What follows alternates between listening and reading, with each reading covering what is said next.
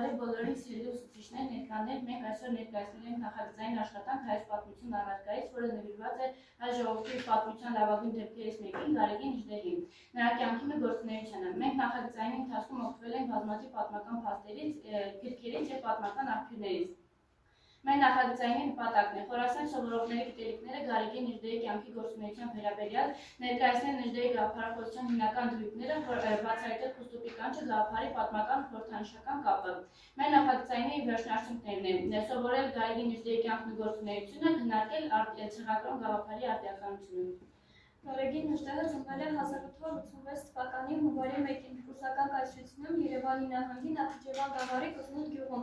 Իժդեհը Եղիշետե Հարությունյանի և տիրուհի Գյուլազարյանի ընտանիքի 4-րդ զավակն էր։ Եղբոր անունը Լևոն էր, վաղ հասակում զրկվել է հորից և մնացել է մորտիրուհու խնամքին։ Ընտանիքում եղել են 4 զավակներ և Իժդեհը ամենափոքրն էր։ Գարեգին Իժդեհը 1919 թվականին ամուսնանում է Գոհարիկ Դադայանի հետ։ Գոհարիկ Դադայանը աղի հանքերի տեր Պողոս Մելիք Դադայանի դուստրն էր, սակայն Հայաստանից Բուլղարիա մեկնելու ժամանակ Բուլղարիայում ամուսնացել է երկրորդ անգամ։ Նրա երկրորդ կինը Էփիմի անունով հայուհի էր, որի հետ ամուսնության արդյունքում ունեցել է զավակ Վրեժ անունով, այլ երեխաներ չի ունեցել։ Նախնական կրթությունը ստացել է տեղի ծխական հայկական դպրոցում, որի փակվելուց հետո սովորել է Նախիջևանի ռուսական դպրոցում, այնուհետև ընդունվել է Թիֆլիսի առաջին գիմնազիա և գիմնազիան ավարտելուց հետո ընդունվել է Սանկտ Պետերբուրգի համալսարանի իրավաբանական բաժին, որտեղ ուսանել է շուրջ 2 տարի, սակայն շուտով 1905 թվականին կիսաթողելով ուսումը 17 տարեկան հասակում նվիրվել է ազատագրական պայքարին ընդդեմ ցարիզմի և սուլթանականության։ 1906 թվականին Ռոստոմի Ստեփան Զորյանի օժանդակությամբ մեկնել է Բուլղարիա, այնուհետև Ռոստոմի Ստեփան Զորյանի օժանդակությամբ, օգնությամբ և մակեդոնական ազատագրական շարժման հայացք ղեկավարներ Մուցիկի և Գագոյի միջնորդությամբ ընդունվել է Սոֆիայի սպայական դպրոց, որն էլ և հաջողությամբ ավարտելով 1907 թվականին ստացել է ենթասպայի կոչում և հետ է վերադարձել Հայաստան։ Նույն թվականին մասնակցել է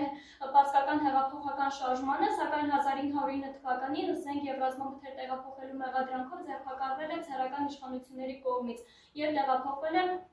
բանտ, այնուհետև բանտերում մնալով ավելի քան 3 տարի մեկնել է Բուլղարիա։ 1912 թվականին, երբ սկսվում է առաջին բալկանյան պատերազմը, հայերին թուրքերի դեմ կռվելու համար բուլղարական բանակում հայերը ստեղծում են կամավորական վարդ, որի հրամանատարը Անդրանիկ Օզանյանն էր, իսկ տեղակալը Գարեգին Իժդեհը։ Այդ պատերազմի ժամանակ Գարեգին Իժդեհը վիրավորվում էր։ Առաջին աշխարհամարտի նախօրյակիներում ստանալով ցարական կայսրության կողմից նա հետ վերադառնում է Կովկաս մասնակցելու թուրքերի դեմ մղվող պատերազմին։ 1914 թվականին նա տեղակայվում է կամավորական երկրորդ գնդի հրամանատար դրոյի տեղակալ, իսկ 1915 թվականին նա Անդրանիկ Օզանյանի բանակի հետ մասնակցում է Դիրմանի ճակատամարտին։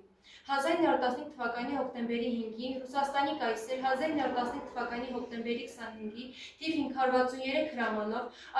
Ախալգեսու և Պալևյանովի հրամանագրով շնորհվում է, որ հրամանատարների կողմից տեղում կոչումներ շնորհելու համակարգը։ 1916 թվականին կամավորական երկրորդ գունդը լուծարվում է և Գարեգին Իժդեհը տեղափոխվում է Ալեքսանդրապոլ Թովմաս Նազարբեկյանի թիվ 4-րդ կորպուսին միանալու։ 1916-ից 17 թվականներին թուրքական կայսրության դեմ մղվող պատերազմին Գարեգին Իժդեհը մասնակցություն է տանում և ազնազոհության է գնում, որի ժամանակ Թովմաս Նազարբեկյանը նրան շնորհում է արծաթե 3-րդ խաչ շքանշանները։ Այդ շքանշանները նրան տրվում էին ազնազոհության համար։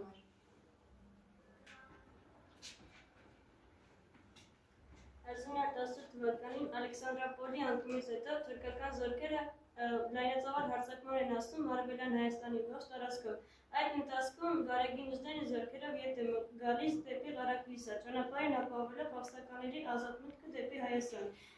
Այդ օրերին հուսալքություն էր տիրում հայ ժողովրդի մոտ։ Հուսալքությունը ծրելու նպատակով Գարեգին Իժդեհն Դիլիջանում ճառով հանդես է գալիս, կոչ անելով հայ ժողովրդի ինքնապաշտպանության դիմել։ Մայիսյան հերոսամարտներից հատկապես Ղարաքլիսայի ճակատամարտում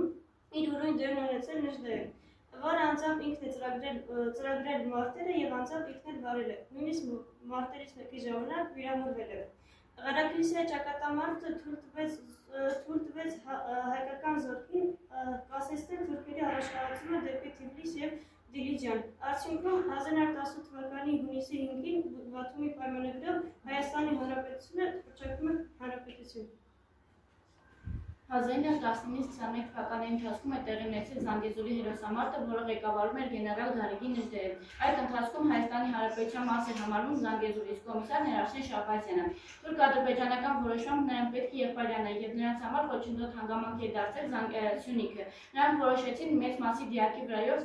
կամուր նետել Տաշկաստանի եւ Ադրբեջանի մասերին, դեր դառնալով Սյունյանց եւ Գողթանի բնական ամրություններին։ Զանգեզուրի հերոսամարտը կարելի է բաժանել երկու փուլի՝ 1919 թվականի համար եւ 1920 թվականի համար։ Առաջին փուլում հայերը սկսեցին նախապատրաստել, պայթուցիկ տակառներ ստեղծեցին, շինարարություն ընթացավ։ 1919 թվականի նոյեմբերին Օղջիձորի մարտերում հայերը զրկեցին իրենց բոլոր հնարավոր ռազմական կետերից, իսկ մեկ ամիս հետո Գարեգին Նժդեհը արդեն օգնության հասավ, մի քանի հաջողություններ գրանցելուց հետո օգնության հասավ նաև արցախցիներին։ Երկրորդ փուլում Կարմիր բանակը 1920 թվականին զավթում է Գորիսը, որից հետո շարժում է Կապան, իսկ այդ ընթացքում մեծ վիճելի թվացող Ղարաբաղը ըստ հայ-ռուսական պայմանագրի ռազմակապվում է Կարմիր բանակի կողմից։ Այդ ընթացքում Գարեգին Նժդեհը նամակ է ստանում Հայաստանի Հանրապետության զինվորական նախարարի կողմից, որպեսզի հետ դառնա Երևան, սակայն նա չի հնազանդվում եւ ասում է Կարմիր բանակը զավթել է Արարատյան Հայաստանը։ Համազանգեզուրյան առաջին համագումարը, որը տեղի ունեցավ 1920 թվականի դեկտեմբերի 26-ին, Զանգեզուր հռչակեց որպես անկախ պետություն, մինչև պարզ դառնալ Հայաստանի միանալու հնարավորությունը։ Սպարապետ նշանակվեց Գարեգին Նժդեհը։ Երկրորդ համագումարը, որը տեղի ունեցավ 1921 թվականի ապրիլի 25-ին, Զանգեզուրին տրվեց Լեռնահայաստան անվանումը։ Այսպիսով Գարեգին Նժդեհին ստացավ վարչապետի պաշտոնը եւ պարգևատրվեց Ուստուպյան արծիվ շքանշանը։ Համագումարի կազմը 95 մարդ է, Սիմոն Վրացյանի գլխավորությամբ։ Լեռնահայաստանին տրվեց Հայաստանի Հանրապետություն անվանումով։ Այսպիսով 1921 թվականի տեղի ունեցավ երրորդ համագումարը, որով Հայաստանին հրաման էր տրվում, որպեսզի նա հայտարարություն անել այն մասին, որ Արցախը պատկանում էր Հայաստանին։ Այսպիսով Լեռնային երկիրը խորհրդային Ռուսաստանի վերջին օջախն էր։ Եթե չլիներ համաժողովրդական պայքարը, այսօր Զանգեզուրը չէր պատկանի Հայաստանի Հանրապետությանը։ 1925 թվականին Նժդեհը հեռացավ հայրենիքից, հասնելով Պարսկաստան։ Գարեգին Նժդեհի մասնակցությունը երկրորդ աշխարհամարտին բարդ եւ հակասական էջ է։ Դրա հիմնական նպատակն այն է, որ Նժդեհը գերմանական բանակի կազմում հայկական ստորաբաժանումների եւ հակախորհրդային գործունեության հետերային հիմնականում կապված։ Պատերազմի տարիներին Նժդեհը գտնվել է Եվրոպայում եւ համագործակցել է Գերմանիայի հետ։ Նրա համագործակցության միակ նպատակը եղել է գերմանական բանակի կազմում հայկական ռազմական ստորաբաժանումների ստեղծումը, որոնք հելիով հետագայում ստացան լեգիոններ անվանումը։ Լեգիոնները անհրաժեշտության պետք է պաշտպանեին հայերին եւ Կովկասը թուրքական հակարծակի հարձակումներից։ Ինչքան էլ եւ Նժդեհը համագործակցում էր Գերմանիայի հետ, նա միշտ ձգտել է, որ հայկական լեգիոնները միմիայն ծառայեն հայերի շահերին եւ որ չդառնան Գերմանիայի ձեռքին գործիք, այլ պարզապես լինեն ազգային կառույց։ Նժդեհի ստեղծած լեգիոններն ավելի շանցել են նաեւ մարտական գործողությունների։ Գարեգին Նժդեհի նպատակը լեգիոններ ստեղծելով միայն այն էր, որ լեգիոնները պաշտպանեն միայն հայերի շահերը եւ որ չպաշտպանեն ֆաշիստական Գերմանիայի շահերը։ Գարեգին Նժդեհը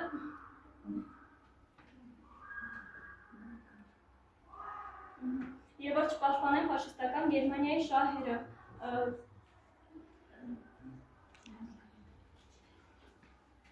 1942 թվականին Նժդեհը միանում է 1942 թվականի սկզբին ստեղծված եւ մինչեւ 1943 թվականի վերջերը գործունեություն ծավալած Հայ ազգային խորհրդի աշխատանքների կազմակերպությունը։ 1944 թվականին Կարմիր բանակը մտնում է Բուլղարիա։ Կասկածելով Նժդեհի գաղտնի կապերն առնվեց ֆաշիստական Գերմանիայի հետ, ռուսական հակահետախուզական ՍՄԵՐՇ կազմակերպությունը ձերբակալում է Նժդեհին եւ ուղարկում է Բուխարեստ, իսկ այնտեղից ուղարկում են Մոսկվա եւ փակում Լյուբանկա բանտում մինչեւ 1946 թվականը։ 1946 թվականին Մոսկվայից ինքնաթիռով ուղարկում է Գարեգին Նժդեհը Երևան եւ նրա դատավճիռը ավարտվում է միայն 1940 թվականի ապրիլի 24-ին, ըստ որի Նժդեհը դատապարտվում է 25 տարվա ստազեկմամբ հաշված 1944 թվականից։ Նրտեհի ձերբակալությունից հետո նրա ընտանիքը կինը Զավակը Սոֆիայից տեղափոխվում են Բուլղարիայի Պավլիկյան քաղաքը։ Իսկ 1947 թվականին Նրտեհը խորհրդային կառավարությանն առաջարկում է հանդուգն մի ծրագիր, Սփյուռքում ստեղծել համագաղութային ռազմաքաղաքական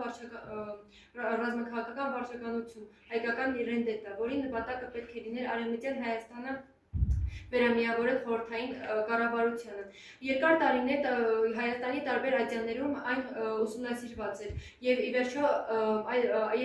Վլադիմիր Բանդում այն մերժվել է, իսկ այնուհետև 1953 թվականին նաեւ Երևանում։ Նրտեհի բանտակից Հովհաննես Դևեջյանն ասում է, որ Նրտեհին 2 անգամ են բերել Երևան եւ նրանք նամակ են գրել Սիմոն Վրացյանին, որպեսզի նրանք մերձենան ռուսներին հակաթուրքական հողերի վրա, բայց այդ ժամանակ Մոսկվայում նրանք նպատակահարմար չէին ուղարկել Սիմոն Վրացյանին եւ այդ նամակը դարձել է ուղղակի փաստաթուղթ։ Այնուհետև Երևանում 1955 թվականի սեպտեմբերի 15-ին նա մահանում է։ 1983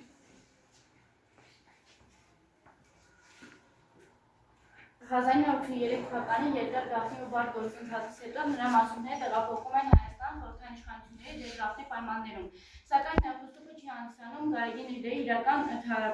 գերեզմանը։ Իրականում նրան տեղափոխում են Հայաստան 1983 թվականին երկար գաղտնի բարդ գործընթացից հետո եւ թաղում են Վայոց ձորի Սպիտակավոր բանկում, սակայն Գարեգին Իդեը ունեցել է եւս 3 գերեզման, մեկը Սպիտակավոր բանկում, մյուսը Խուստուպի լեռը եւ մյուսը արդեն Կապանի հուշահամալիրը, իսկ Խուստուպի վրա միայն կա նրա կողոսկրը եւ ձեռքի բութ մատը, սակայն Խուստուպի լեռը հանդիսանում է միայն խորհրդանշական վայր եւ կապում է հայ ժողովրդի պայքարի ոգին։ Խուստուպյան կանչեր կամ հաճախ հիշատակվող Խուստուպի կանչ հատվածը Նժդեհի փիլիսոփայական եւ ռազմական մտքի խտացումն է։ Այն ավելի է, քան պարզապես կանչային հոգեվարքի մեջ գտնվող ժողովրդին սթափեցնելու եւ մարդին նետելու զորավոր միջոց է։ Ահա Խուստուպի կանչի էություն ու դերը Նժդեհի կյանքում։ Առաջինը գաղափարական հիմնասյուներն են։ Խուստուպի կանչի հիմքում ընկած է ոգու պաշտամունքը։ Նժդեհը կարծում է, որ նյութական զենքից առավել կարևոր է հոգեվոր զենքը։ Գաղափարական հիմնական շեշտադրումներն են ինքնամաքրում, նախքան թշնամուն հաղթելը մարդ պետք է հաղթի ներսում եղած փոքրոք դավաճանին եւ վախկոտին։ Սփազան լեռան խորհուրդը Նժդեհի համար Խուստուպը սոսկ աշխարհագրական վայր չէ, այլ հուշում, որ օտարից օգնություն խնդրելը պարզապես ստրկություն է, եւ որ քրտությունը սեփական բասկի մեջ է։ Մի դավաճանից ցուցեղի հանճարի Նժդեհը պատվիրում է հավատալ հայ մարդու ստեղծագործ եւ հզոր տեսակին։ Այսպիսով Խուստուպն նրա կանչը դարձել է Նժդեհի կենսագրության առանցքը։ Սյունիքի մարտերի ժամանակ Նժդեհը հաճախ էր մենակ բարձրանում Խուստուպի կանչ, Խուստուպի լեռը, այնտեղ աղոթում եւ ինքն ամփոփում, այնտեղ նա գտավ իր ներքին ուժը եւ իր ափսուն։ Հենց այս կանչերով էր նա ստացել Դավիթ Բերդյան ուղտերը, որոնք էլ եւ հետագան հիմք դարձան ցեղակրոնության համար։ Նժդեհի կյանքի միակ հաղթանակը Սյունիքի հայկական մնալը ուղղակիորեն կապված էր իր այս թողած գաղափարների իրագործման եւ պահպանման հետ։ Խուստուպը Խուստուպի հանդեպ Նժդեհի սերն այնքան մեծ էր, որ նա պատվիրել է իր մահից հետո իրեն թաղել Խուստուպի վրա, որպեսզի թեկուզ մահից հետո կարողանա շարունակել հսկել իր սիրելի լեռնաշխարհը։ Այսպիսով Խուստուպը Նժդեհի համար միայն ռազմական մարտավարություն չէր, այլ հայ տեսակի պահպանման կանոնագիր, որը նա կիրառեց իր ողջ կյանքի ընթացքում, դառնալով լեռների եւ ոգու հավերժ պահապանը։ Նժդեհի կյանքում կարևոր տեղ է զբաղեցրել իր գաղափարախոսություններից մեկը՝ ցեղակրանությունը։ Ցեղակրանությունը ազգային իմաստասիրական մտքի ամենավեհ դրսևորումներից մեկն է, որը դուրս է սովետական քաղաքական կուսակցությունների հոսանքներից։ Ցեղակրանությունը կերտվել ու կոփվել է Գարեգին Նժդեհի կողմից, որի միակ նպատակն է ժողովրդին տանել դեպի արմատները, դեպի ներսի ցեղամարտում։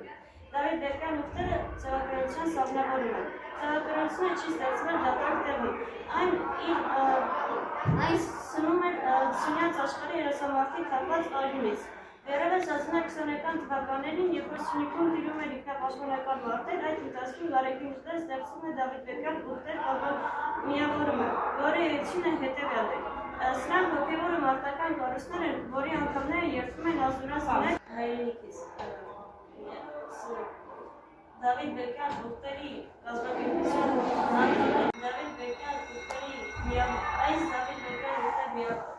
միավորումը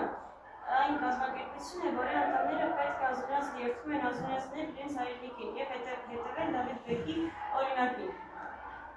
Դավիթ Բեկի օրինակին։ Նշանակությունը եղավ այն, որ շուտով Սփյուռքում ձևավորված ցեղակառավարության հիմքերից մեկը դարձավ Դավիթ Բեկարովի գաղափարախոսությունը։ 1933 թվականին նույնիսկ տեսնում Սփյուռքում գտնվող հայ երիտասարդների ուսուցման կուրսալիքության վտանգը ստեղծում է ԱՄՆ-ին ձևավորում է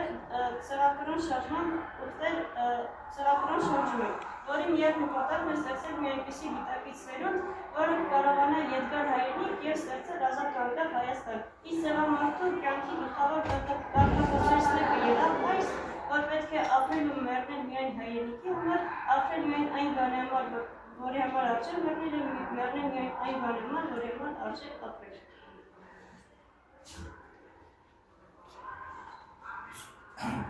Ուսմունքի հենասյունները ցեղակրոնը հիմնվում է մի քանի նվիրական հենասյունների վրա, որոնք այն մարդուն դարձնում են անպարտելի։ Դրանք են Արյան պաշտամունքը, ցեղակրոնը հավատում, որի իրականում ոսում է Դավիթ Բեկի, Վարդան Մամիկոնյանի և հայտնահապետի արյունը, որը հայ մարդուն պարտավորեցնում է լինել քաջ և վեհանձն։ Լեզվե պաշտությունը Լեզուն ցեղակրոնի համար հոգևոր հայրենիք, լեզվի կորուստը հավասարազոր է արտաքին մահվան։ Զոհապաշտությունը Զոհապաշտությունը պաշտամունք է այն մարդկանց հանդեպ, ովքեր զոհեցին լեզվանքը հանուն հայրենիքի։ Ցեղակրոնի համար մահը սոսկալի չէ և դա այն ծառում է վերջական արժեքների։ Ցեղի և ժողովրդի տարբերական Մժդեհը հանճարեղ կերպով է տարբերակել այս երկու հասկացողությունները։ Ցեղը ժողովրդի ցեղը ազգային սերուցն է, որը պայքարող է ստեղծագործողի և ինքն է իր ազգի իսկական տերը։ Ժողովուրդը ազգի այն զանգվածն է, որը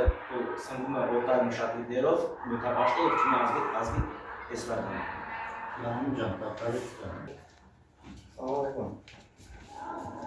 Հայ գրականության մեջ Նժդեի կերպարը ոչ միայն հանդես է գալիս պատմական գործչի, այլև հայ գրականության վարպետու կերպարներից մեկը։ Գարեգին Նժդեի կերպարը հիմնված է նրա հոդվածների, ինքնակենսագրականների և հայ գրականության նրան նվիրված ստեղծագործությունների միջոցով։ Գարեգին Նժդեի կերպարը սկզբնական շրջանում չընդունված է եղել, բայց ժամանակի ընթացքում այն սկսեց ընդունվել ժողովրդի կողմից, նրա կերպարը անթերի և նա իր կյանքով ցույց է տվել, որ հայրենիքի համար սրբազան պայքարը դա իր պարտքն է։ Այսօր ևս մեկ քայլ արեցինք դեպի ազգային ինքնության ավելի խոր գիտակցում։ Գարեգին Նժդեհը մեզ համար պարզապես պատմական կերպար չէ, նա ոգի է ուժ, որը դարեր շարունակ սերունդներին սովորեցրել է, որ հայրենիքը պետք է սիրել ոչ թե խոսքով, այլ գործով։ Նժդեի պատգամը հստակ է. հայրենիքը սկսվում է մեզանից, մեր պատասխանատվությունից և մեր հավատից։ Եվ այս նախագծի ընթացքում մենք փորձեցինք ավելի խորը կերպով գիտակցել նրա թողած գաղափարները և հասկանալ, որ հայրենասիրությունը միայն անցյալը հիշելը չէ, այլ ներկան արժևորելն ու քայլուն ապագա կերտելը։ Փառք մեր հայրենիքին, փառք նրա հերոսներին և թող որ մեր գործերով արժանի լինենք նրա հիշատակին։